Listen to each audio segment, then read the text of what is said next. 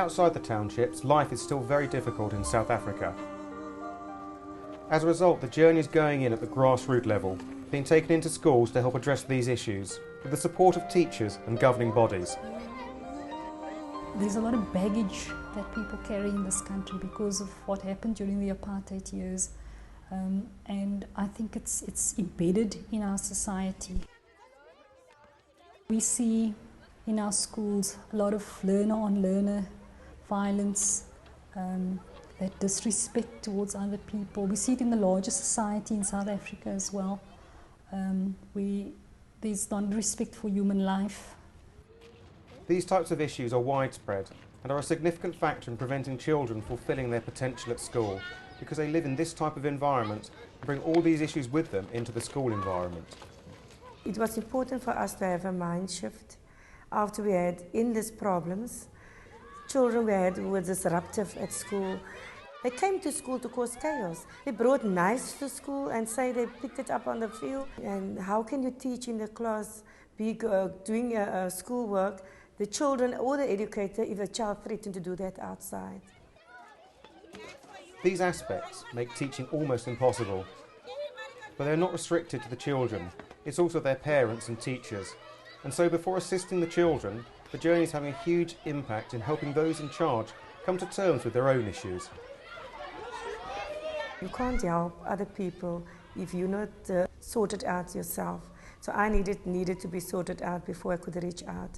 And it's important that the person doing this type of thing, the journey, showed me you need to have a clean heart and clean hands to reach out to people, because of course it won't be valuable to interact with the other person if you still have issues.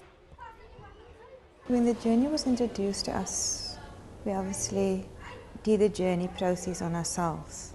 And that gave me the experience of what it feels like to really feel that emotion. And it made me realize that it really does one good to really let go. So it makes me a better person in the sense of dealing with the kids. And you are also more aware and more open to what they are going through. Children bring all kinds of baggage to school, which can hold them back in the classroom, and we need to deal with the cause of these problems before they can benefit from education fully. I think it's critical that we deal with the emotional difficulties that children have, because sometimes we just see the surface behaviour and don't realise what is causing that. One needs to always, when you're dealing with a child who has some kind of difficulty, it might be a learning difficulty, behaviour difficulty, to understand where that's coming from, and for teachers to understand where that difficulty is coming from.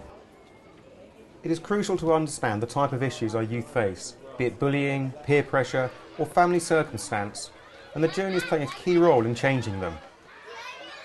All the children had a terrible home environment, and also because of what happened at home, they came with that anger to school.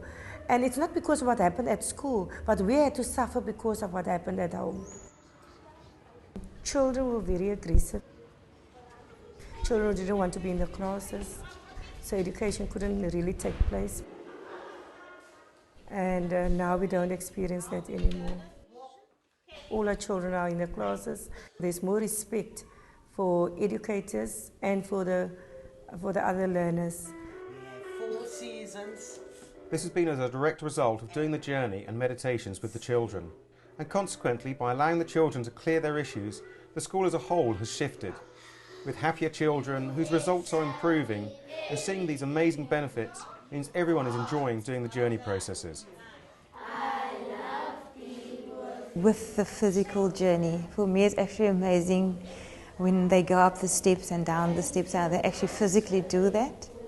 And it's beautiful to see and hear how they themselves knows what quality and tips they need to help them with the issue that they are dealing with. And for those who don't have that ability, I would basically guide and give them a quality that they can breathe in. You are a wonderful person. Or shake your friend's hand. Well done. So that to me it's really wonderful to see how they deal with the issue within that process. Well done. Another nice, slow, deep breath in. When undergoing the journey in the class, the children are given the opportunity to uncover a memory of whatever has been holding them back. And then they invite a magical guardian mentor who helps them dialogue with the people from the memory at an imaginary campfire, working through their issue until they reach a point where they feel able to forgive and are given resources like love, communication or asking for help, which they can use in their everyday lives. The children know what it is to forgive. They know what it is to say I'm sorry when they did something wrong. They know how to come to a realization and to admit when they are in confrontation with a friend, to come to terms with that fact and to deal with that. And to also apologize and then go back and stay in harmony. Because that boy would always hit me. For children won't go home feeling that I'm mad at my friend. We can deal with it right there, and I have learned that is just basically doing my campfire, taking it from the journey and doing the campfire right there and then, and having them deal with the issues and to forgive each other.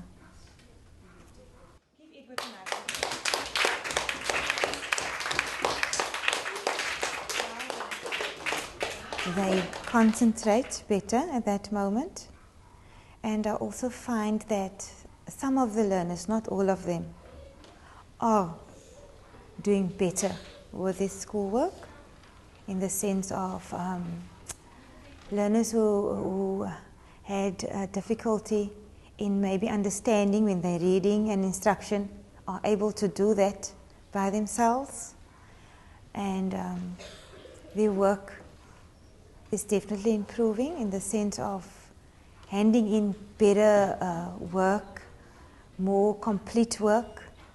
And I do feel that doing the journey with them in the classroom can only help them. So must go to hospital.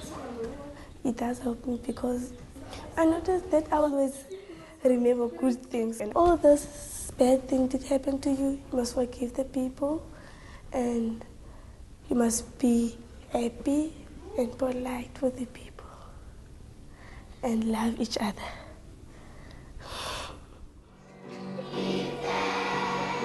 My anger level has gone down much more now, because if you're a teenager then you get your emotions change, so I'm much more calmer now. Before I used to be noisy and now I'm calmer. School, it makes me concentrate better. At home, it makes me communicate better. And with my friends, it makes me socialize better. When I do meditation, then it doesn't feel like I'm in the closet. It feels like I'm in another place. It then feels like I'm in heaven, because it feels like your spirit has left your body. Then it's almost like you float away on a cloud. So it calms you inside and out.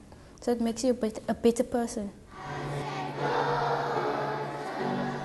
I can concentrate more on the schoolwork that I did before meditation, and sometimes I couldn't understand the sum or the words or something like that, and then I can just listen to the music or think and then understand it better. I'm very more confident in many ways, and I can understand myself better. I'm more calmer than I used to be, and it also helps with my friends, and we understand each other better.